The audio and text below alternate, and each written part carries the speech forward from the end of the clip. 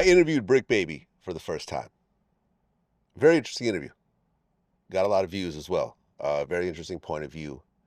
And Brick Baby was good friends with Nipsey Hussle as well as Eric Holder. And they both have the name Shitty Cuz. Shitty, yeah. Yeah. He explained to me what that means also. He meant, like, he said that from his area, shitty meant like, down, I'm down, I'm shitty, I'm, yeah, from the mud, that type of thing. And we talked about the whole murder of Nipsey Hussle from his point of view as someone that knows both of them. Because Eric Holder lived with him at one point. He even said that, he had a really serious situation. Eric Holder pulled out and ended up saving his life and so forth. So this was two friends who ended up in a horrible situation. But he gave an interesting point of view. He basically said that at the time that they ran into each other, both of them had chips on their shoulder because shortly before that whole situation, DJ Khaled was filming a music video in Nipsey's neighborhood, and he had arrived early, and a bunch of dudes had rolled up on him and started to press him. So Nipsey was upset that they weren't able to maintain a level of security in that area when important people would come in. And those bunch of dudes was Loose Cannon's crew. Oh, is that who it was? Yeah, I think Black Sam talked about it in his interview with Big Boy. Loose Cannon talked about it in No Jumper. Yeah. So there was that whole situation. And he felt like at the time that it happened, Eric Holder just felt like he was constantly being humiliated. He had gotten brain damage, like some dude had stomped him out really badly, like bashed his head against the cement to the point where he had a brain surgery. I think he was getting electroshock therapy to try to deal with it. And he said that at the time, when Nipsey brought up the whole snitching situation, he said that Eric Holder actually didn't snitch. No, I've never heard him. He said that the dude that accused him of it was on some bullshit, and it never actually happened. So it was like the frustrating thing of like all these dudes, you're already broke and trying to, deal with being out there. These guys are accusing you falsely of snitching, and then the big guy in the neighborhood just accused you of that, mentioned it. And he just said that at that moment, from his point of view, he just felt like he'll never get humiliated again. Stop. So the people that stomped on his head to create the brain damage is his homeboys, right? Yeah, allegedly, yeah. Okay. Kids, please, stay out the streets. Don't join the gang. Continue on. Right.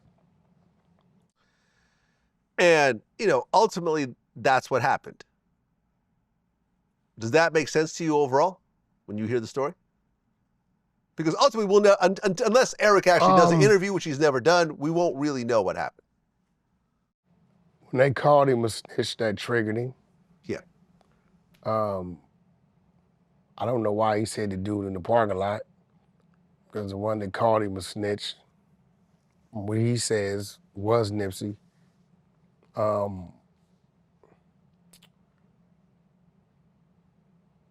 But I think it was one of those irrational situations that went too far because the communication wasn't right. And when you're dealing with, as we call, an individual that's burnt out or a J-Cat, right? What's a J-Cat? I've heard this before. J-Cat is short for J category. So in prison, if you're taking what we call hot meds, Thorazine, Siloquan, Triloquan, Halidol, all this stuff, and during the summer when it gets 90 degrees, the siren goes off, and because of the medication you take, you can't be outside. So we call those people J-Cats because of the medication they take. So it means J category, but we like, yo, dude's a J-Cat, meaning he burnt out, he off meds, right? He might snap, you know what you're dealing with. Right, and he also, that same day, he got into an argument with another man and pulled out a gun on him. So he was already... Yeah, you got somebody, he was already, angry. On one. Yeah, he's angry. You never know, like, where he's at. The slightest things might trigger him. And, I would say he was triggered. I hate to say it because, if you speak in normalities of what life should be, the engagement of people, the word still shouldn't suffice taking a life, right? But again, we're dealing with the streets, the rules of engagement, the irrational rules that we live by that really have no merit. They have no nothing. It's just the rules, right? When you call somebody a snitch or anything like that, it's making an attempt on their life. And if you're dealing with that type of individual, he's gonna respond and make an attempt on your life. Because if he doesn't respond in that manner, then people gonna start handling him as such. So now you got, let's build on that story. You got a guy that's been stomped out, you know, called things, and now he let this happen, and now all through the neighborhood, get your snitch ass out of here. Hey homie, what's up with this? You telling? You understand what I'm saying? It, living that type of life is ultimately gonna live to a person probably taking their life.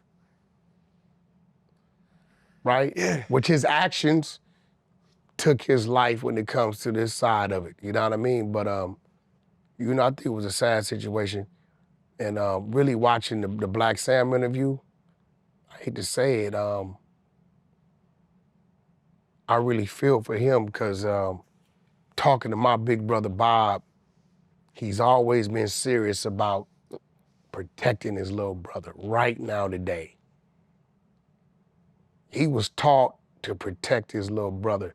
And I think he kind of deep down inside, Black Sam has this guilty thing in him that he wasn't there to protect his little brother. Oh, Sam's the older brother. Yeah, Sam's Oh, okay, older. got it. Sam's older than Nip. Okay.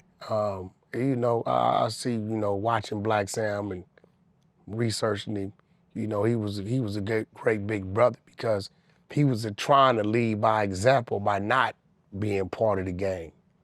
You know, by like, hey, we can do this different, you know, with the business. And showing that to his little brother, and his little brother having the, you know, the willpower to take it to another level. So yeah, I mean, you know, we lost somebody, and we lost two people, you know, through the irrational rules of engagement of the streets.